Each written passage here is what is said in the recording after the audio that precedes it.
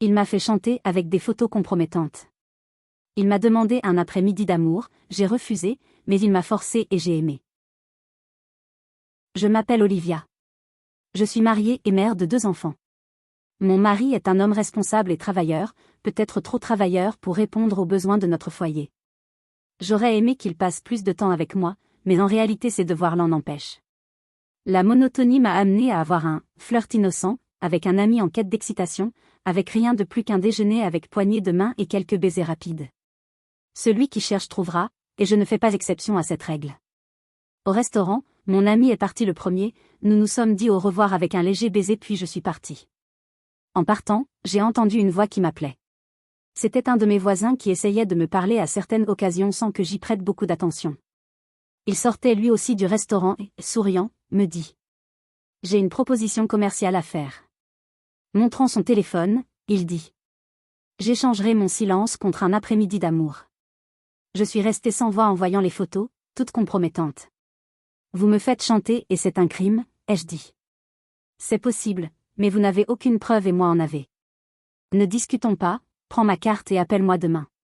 Je me sentais piégée. J'ai passé toute la nuit à penser à ce salaud, à son image, à son rire moqueur et à sa proposition, un après-midi d'amour. Je pensais désespérément à ce qui arriverait à ma maison si ces photos tombaient entre les mains de mon mari, à ce qui arriverait à mes enfants, et un tourbillon de pensées tournait dans ma tête. J'en suis arrivée à la conclusion que je ne pouvais prendre aucun risque. Quoi qu'il en soit, avec un peu d'eau et de savon, tout est rentré dans l'ordre. Le lendemain matin, j'ai appelé le gars au téléphone. Quand j'ai entendu sa voix, j'ai rapidement dit. Vous gagnez, quand vous reverrons-nous ? Maintenant, nous devons finaliser les détails. Je ne veux pas de froncement de sourcils ou de signes d'insatisfaction. Nous ferons l'amour sur 3 coups et essaierons d'en profiter ou du moins de faire semblant, avec des baisers passionnés comme n'importe quel couple. Tu sais que tu me forces, ne t'attends pas à une lune de miel. Et ce truc à 3 plats. Je n'ai jamais fait ça dans ton dos et je ne le ferai pas. Comme je l'ai dit hier, ne discutons pas, c'est à prendre ou à laisser. Je m'appelle Olivia.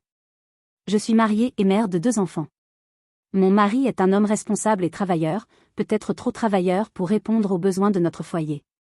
J'aurais aimé qu'il passe plus de temps avec moi, mais en réalité ses devoirs l'en empêchent. La monotonie m'a amené à avoir un flirt innocent, avec un ami en quête d'excitation, avec rien de plus qu'un déjeuner avec poignée de main et quelques baisers rapides. Celui qui cherche trouvera, et je ne fais pas exception à cette règle. Au restaurant, mon ami est parti le premier, nous nous sommes dit au revoir avec un léger baiser puis je suis partie. En partant, j'ai entendu une voix qui m'appelait. C'était un de mes voisins qui essayait de me parler à certaines occasions sans que j'y prête beaucoup d'attention. Il sortait lui aussi du restaurant et, souriant, me dit. J'ai une proposition commerciale à faire. Montrant son téléphone, il dit. J'échangerai mon silence contre un après-midi d'amour. Je suis restée sans voix en voyant les photos, toutes compromettantes. Vous me faites chanter et c'est un crime, ai-je dit. C'est possible, mais vous n'avez aucune preuve et moi en avais. Ne discutons pas, prends ma carte et appelle-moi demain. Je me sentais piégée. J'ai passé toute la nuit à penser à ce salaud, à son image, à son rire moqueur et à sa proposition, un après-midi d'amour. Je pensais désespérément à ce qui arriverait à ma maison si ces photos tombaient entre les mains de mon mari, à ce qui arriverait à mes enfants, et un tourbillon de pensées tournait dans ma tête. J'en suis arrivée à la conclusion que je ne pouvais prendre aucun risque. Quoi qu'il en soit, avec un peu d'eau et de savon, tout est rentré dans l'ordre. Le lendemain matin, j'ai appelé le gars au téléphone. Quand j'ai entendu sa voix, j'ai rapidement dit. Vous gagnez, quand vous reverrons-nous ? Maintenant, nous devons finaliser les détails. Je ne veux pas de froncement de sourcils ou de signes d'insatisfaction. Nous ferons l'amour sur 3 coups et essaierons d'en profiter ou du moins de faire semblant, avec des baisers passionnés comme n'importe quel couple. Tu sais que tu me forces, ne t'attends pas à une lune de miel. Et ce truc à 3 plats. Je n'ai jamais fait ça dans ton dos et je ne le ferai pas. Comme je l'ai dit hier, ne discutons pas, c'est à prendre ou à laisser. Nous nous sommes approchés du lit et il m'a murmuré à l'oreille. Commençons par quelque chose de doux, pour nous réchauffer. Ses baisers descendaient de mon cou jusqu'à mes épaules, ses mains glissaient doucement dans mon dos. Il m'a guidé doucement jusqu'à ce que je sois allongée, puis il s'est penché sur moi, commençant à explorer mon corps avec une passion contrôlée.